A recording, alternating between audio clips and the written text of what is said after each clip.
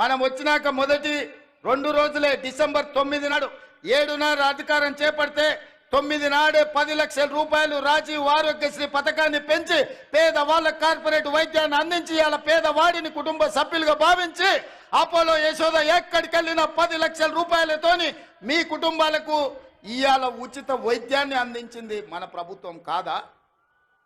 అదే విధంగా ఇవాళ పాఠశాలల్లో ప్రమోషన్లు రాక టీచర్లు బదిలీలు లేక ఉంటే 35,000 మంది టీచర్లను బదిలీ చేయడమే కాదు 21,000 మంది టీచర్లను ప్రమోషన్లు ఇచ్చి ఇవాళ వాళ్ళ ఫుడ్ ఛార్జెస్ కాస్మెటిక్ ఛార్జెస్ 40% పెంచి ఇవాళ ఈ రాష్ట్రాన్ని విద్యార్థులను ఆదుకోవాలని 26,000 స్కూళ్ళల్లో 31 లక్ష విద్యార్థులకు ఇవాళ అన్ని రకాల వసతులు అందించాలని ఒక ప్రక్షాళన చేసి సమూలమైన విధానాన్ని తీసుకొచ్చి ఇవాళ విద్యార్థులను మన ప్రభుత్వం ఆదుకోలేదా అని నేను అడుగుతున్నా.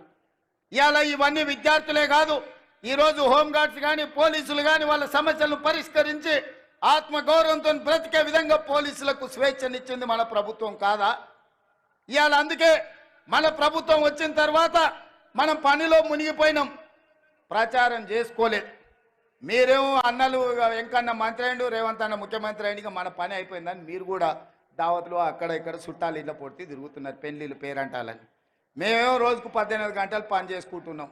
అవతలోడు పెళ్లి పని మీద ఉన్నాడంట, అటు ఇటు దావతుల మీద తిరిగేటోడు దావతుల మీద తిరిగిన వాళ్ళు ఇవాళ సోషల్ మీడియాలో అడ్డగోలుగా ఏది పడితే అది ప్రచారం చేస్తారు.